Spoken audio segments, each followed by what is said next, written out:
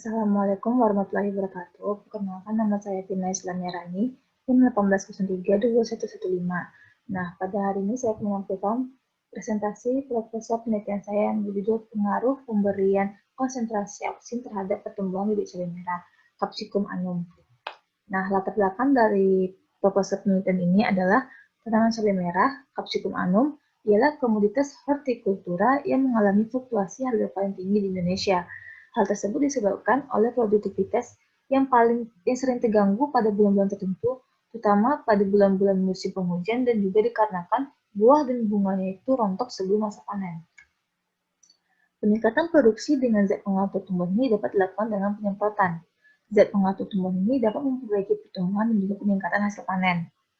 Golongan ZPT seperti auksin dapat berperan dalam merangsang pembelahan sel, peningkatan plastisitas dan juga elastisitas dinding sel, serta mengatur pembungaan dan masaknya buah. Nah, hormon auksin ini juga sudah diproduksi sendiri secara sintetik dan mudah didapatkan, seperti NAA, yaitu naphthalene acetic acid. Dari latar belakang tadi timbul rumus masalah. Yang pertama itu, apakah pemberian konsentrasi auksin dapat berpengaruh terhadap pertumbuhan dan juga perkembangan tanaman cabai? Kemudian, berapakah takaran yang optimal untuk pertumbuhan dan perkembangan tanaman cabai? Pertumbuhan dan perkembangan tanaman secara biologi dikontrol oleh hormonal seperti komponen endogen yang aktif sebagai 3-indoleacetic acid IAA yang terdapat pada auksin.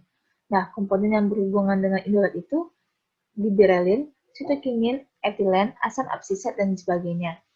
Pemberian zat pengatur tumbuhan akan memberikan respon fisiologis pertumbuhan dan perkembangan tanaman, serta meningkatkan bagian tanaman yang dipanen sebagai hasil produksinya. Penggunaan ZPT dengan konsentrasi yang terlalu tinggi cenderung akan mengganggu pembelahan sel dan kalus, sehingga pertumbuhan akar akan terhambat. Namun, penggunaan ZPT dengan konsentrasi yang terlalu kecil juga akan mengakibatkan ZPT tidak bekerja secara efektif. Konsentrasi auksin dalam tanaman hijau itu bervariasi antara 10–0,1 mg dengan gradien yang menurun dari jaringan muda ke jaringan tua. Nah, pergerakan auksin dalam tanaman ini cepat, polar, dan secara basipetal. Dalam floem, pergerakannya mungkin juga lebih lambat oleh difusi seluler dan juga basipetal.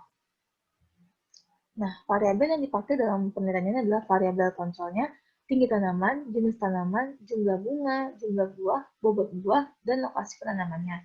Serta itu variabel bebasnya itu dosis dari konsentrasinya. Kita menggunakan 4 dosis, yaitu 0 ppm, 50 ppm, 100 ppm, dan juga 150 ppm dengan pengulangan sebanyak 4 kali.